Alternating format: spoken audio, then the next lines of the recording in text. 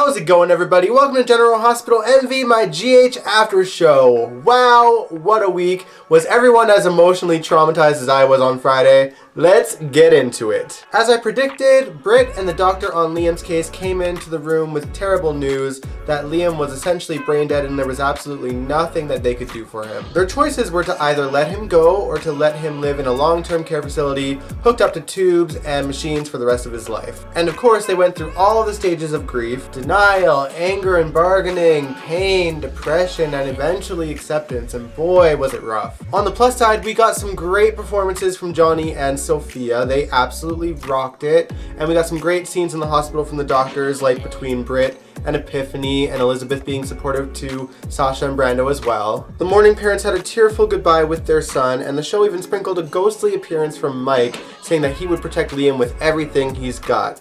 So emotional. I was just bawling like a baby. Full out ugly cry, y'all. Watching Sasha have that full-on meltdown in that final montage, it was so rough. I don't know how Sasha and Brando are going to survive this as a couple. I'm worried. Of course, the show couldn't help themselves but throw in some Sunny and Nina drama in the midst of it all, because of course they're there holding vigil for Sasha and Brando as well, and they're talking, and of course in walks Carly with Olivia, who's just ready to pound Nina at this point. But Olivia drags Nina away to pretty much save her from Carly. When Olivia does pull Nina to the side, Nina almost slips up and says that she is doing something to help Carly, aka not telling her about their romance to save their marriage. Nina does leave that part out, but of course Olivia is suspicious, and Nina distracts her by calling her out on her own marital problems. Olivia was actually at the hospital to meet up with Ned and Leo to finally give Leo an appointment to see a specialist to diagnose him with autism or not, but we all know where that story is going. But she does apologize for how she's been acting,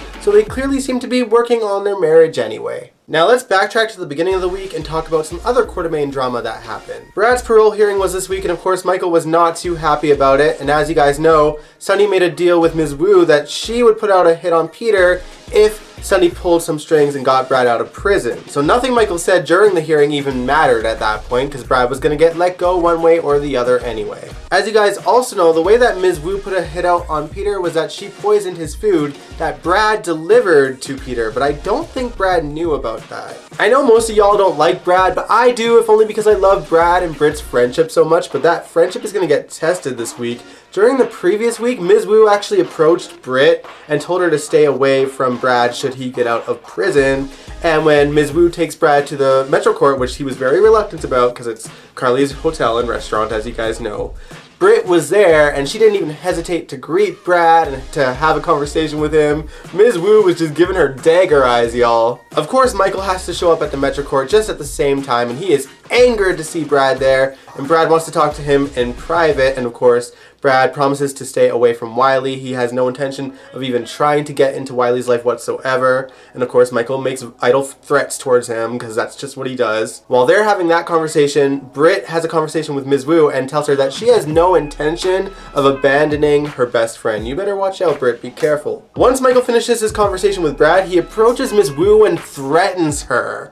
He threatens her. That woman could eat you for breakfast, lunch, and dinner after chopping you up in little pieces, Michael. Pompous little man-child, get lost. Let's talk about Michael's other half, Willow, because she's had some drama of her own this week. She was clashing with Brooklyn over Brooklyn's lie to Chase and Valentine. She was being somewhat judgmental towards Brooklyn, and Brooklyn clapped back and was like, excuse me, you cheated on Chase with Michael while you were married to him. Naturally, because the show favors Willow, she got to have the last word, and Brooklyn stormed off and eventually found her way to Chase, who was in a sauna, and they get trapped in there together, and Brooklyn is still wearing that blazer inside that sauna. It was ridiculous. Eventually they got out, but not before Chase had a towel drop moment and she saw an eyeful. Imagine if someone else seen her reaction to that, considering that they were supposed to have had sex at some point. It was a cute scene, what could I say? Meanwhile, Willow has a run-in with her mom, who is just super awkward and delicate when it comes to Willow because she doesn't want to overstep, and it's very obvious that Harmony lives quite a lonely life considering the only friend that she had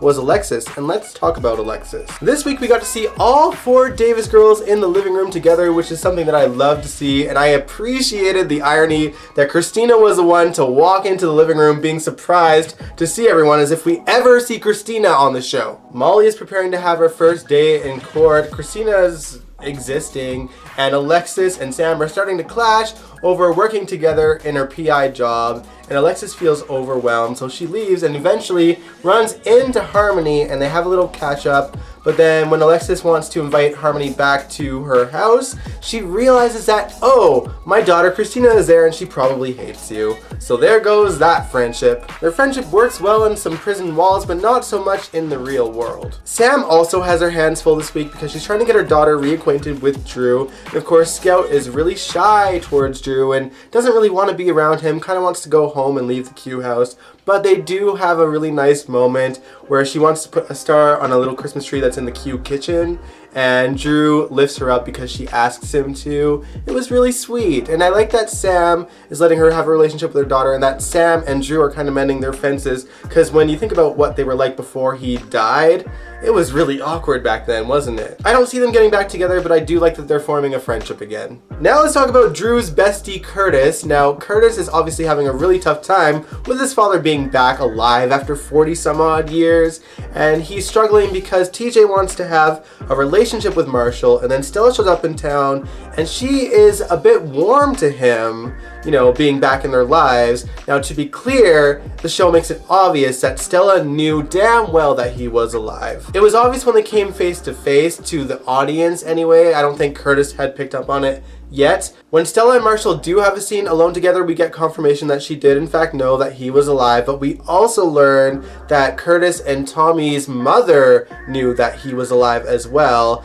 and Stella doesn't know why Marshall left the family in the first place. And of course, Marshall is being really coy about answering those questions. We also learn that Marshall plays a mean clarinet. In fact, he was playing the clarinet during the final montage where we see Sasha and Brando grieving for their baby. It was really beautiful to hear. You almost never hear the clarinet anymore. Alright, let's talk about Peter for a second, but only for a second. So everyone this week was basically just crossing their fingers that the mother will die. Elizabeth actually went into the room and tried to kill him with a scalpel.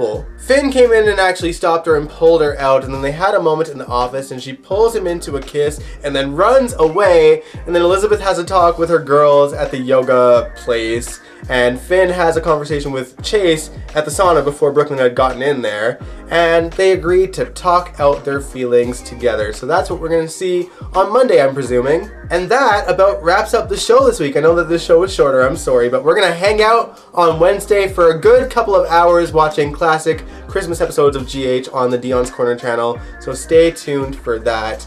And if you liked this video here, give it a big old thumbs up, subscribe if you want to, and I will catch you guys on Wednesday. Peace out.